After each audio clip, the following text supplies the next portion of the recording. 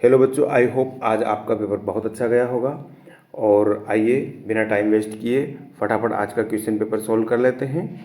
आपका जो section A है इसमें एक पेजेस है, इसके आंसर क्वेश्चन डिस्कस करेंगे। क्वेश्चन नंबर 1 है, according two pages fairy tale is. तो इसका राइट आंसर है बी, फिक्शनल स्टोरी। मतलब ये किस तरह की कहानी होती है, तो ये जो कहानियाँ होती हैं ये काल्पनिक कहानियाँ होती हैं। क्वेश्चन नंबर 2 है, the name of fairy tale was given by. इसका जो नेम है वो किसके द्वारा दिया गया, तो इसका राइट आंसर है सी, मैडम डी ऑलनाई। क्वेश्चन नंबर 3 है, fairy tale tales refer to. जो परियों की कहानी है इसका क्या तात्पर्य होता है, तो इसका राइट आंसर है लीजेंड्स। लीजेंड्स यानी किंवदंतियाँ होती हैं ये। और क्वेश्चन नंबर जो 4 है वो इस तरह से है, फेरी टेल में स्टार्ट विद वर्ड्स लाइक। तो जो कहानियाँ होती हैं, परियों की कहानियाँ आदि, वो किस प्रकार के शब्दों से स्टार्ट होती, तो इसका राइट आंसर है B, once upon a time. एक समय की बात है, इस तरह से हम किसी भी कहानी की स्टार्टिंग करते हैं। नेक्स्ट है, the history of fairy tales is. तो जो परियों की कहानी उसका इतिहास किस तरह का है, तो इसका राइट आंसर है सी, डिफ़िकल्ट टू ट्रेस। मतलब इसका पता लगाना मुश्किल है। अब इसी तरह से हमें यहाँ पर जो है सेकेंड पेजेस भी दिया हुआ है, इसके आंसर क्वेश्चन भी हम डिस्कस करेंगे। इसका जो फर्स्ट क्वेश्चन है वो देख लेते हैं। और इसका फर्स्ट क्वेश्चन है, Robert Bruce wanted to drive out the English from. तो जो रॉबर्ट ब्रूस था वो अंग्रेज़ों को कहाँ भगाना चाहता था, तो इसका राइट आंसर है बी, स्कॉटलैंड। सेकेंड क्वेश्चन है, how many times was he defeated. उसको कितनी बार पराजय मिली, तो इसका राइट आंसर है डी, मैनी टाइम्स, कई बार। क्वेश्चन नंबर 3 है, Robert Bruce was a. Robert Bruce क्या था, तो ए नंबर इसका राइट आंसर है king. Robert Bruce hide himself in. Robert Bruce ने अपने आप को कहाँ छुपाया था, बी नंबर केव। 5 है, opposite of sad is. Sad का अपोजिट क्या होता है, सी, हैप्पी। अब जो सेक्शन बी है वो राइटिंग सेक्शन है। इसमें आपको एक नोट मेकिंग करना था, और ट्रांसफ़र सर्टिफिकेट पर एसएलसी, और ऐसे राइटिंग, और पिक्चर कंपोजिशन, ये सभी क्वेश्चन आपने बहुत अच्छे से कर दिए होंगे। अब हम सेक्शन सी को डिस्कस कर लेते हैं, जो कि एक ग्रामेटिकल पोर्शन है। इसमें क्वेश्चन नंबर 7 का फर्स्ट क्वेश्चन है, sun rises in the east. इसमें आएगा द। नेक्स्ट है, we should. We should brush our teeth after every meal. My father is not going to office because he is ill. I think it may rain today. The swimmer dived into the river.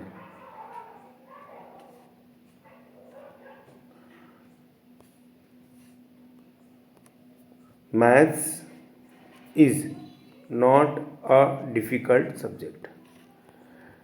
Question number 8 डूएस directed से लिया गया है, इसको भी हम discuss करेंगे। इसका 8 का फर्स्ट क्वेश्चन है, शी शट द डोर। यहाँ पर ये जो शट है ये वर्ब का सेकंड फॉर्म है, इसलिए आपका ये सेंटेंस पास्ट इंडेफिनाइट का है। और इसको नेगेटिव में जब हम चेंज करेंगे तो शी, पास्ट इंडेफिनाइट की जो हेल्पिंग वर्ब है वो है did, according to structure not. और चूँकि वर्ब का फर्स्ट फॉर्म, सेकंड फॉर्म और थर्ड फॉर्म तीनों एक जैसे होते हैं शट के, इसलिए शट एज इट इज आ जाएगा और द डॉग। नेक्स्ट है mister Gupta teach us English, change the voice. तो इसमें प्रेजेंट इंडेफिनिट टेंस है ये, इसको हम चेंज करेंगे। तो English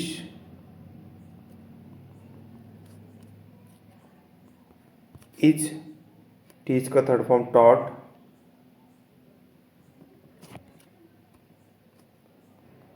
to us by mister Gupta. Next third question है the child cried to milk. इसको प्रेजेंट कंटिन्यूअस में चेंज करना है, तो प्रेजेंट कंटिन्यूअस की helping verb is am are, verb का फर्स्ट फॉर्म प्लस आईएनजी। तो the child is crying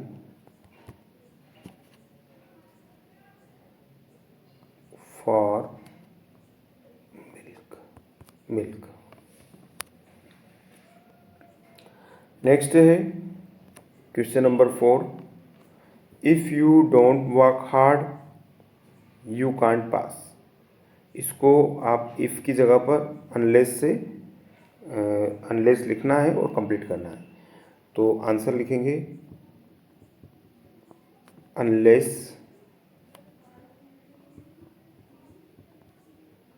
you work hard, comma लगेगा, यू कांट पास। नेक्स्ट है question number 5, she is very young she can't marry. इसमें हमें so that का प्रयोग करना है। तो सी इज़, वेरी की जगह लगाएंगे सो,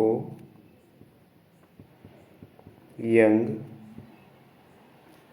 और इसके बाद में दैट शी कांट मैरी।